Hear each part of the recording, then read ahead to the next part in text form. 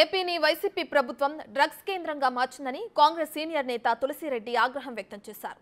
ఒకప్పుడు కాఫీ పంటలకు కేంద్రంగా ఉన్న అరకును గంజాయికి అడ్డాగా మార్చేశారని విమర్శించారు.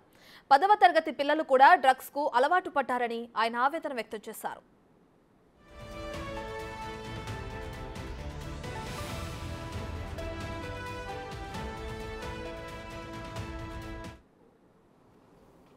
రాష్ట్రం మాఫియా రాజ్యమైంది. Land mafia, sand mafia, wine mafia, mine mafia, ఎర్ర చందనం మాఫియా, ఎర్ర మట్టి మాఫియా, సబ్సిడీ బియ్యం మాఫియా, గంజాయి మాఫియా, డ్రగ్స్ మాఫియా, ఈ విధంగా రాష్ట్రం మాఫియా రాజ్యమైంది. ఈ రాష్ట్రం జగన్మోహన్ రెడ్డి పాలనలో మధ్యాంధ్రప్రదేశ్, జూదాంధ్రప్రదేశ్, డ్రగ్ ఆంధ్రప్రదేశ్, గంజాయి ఆంధ్రప్రదేశ్, బూతుల ఆంధ్రప్రదేశ్గా తయారైంది.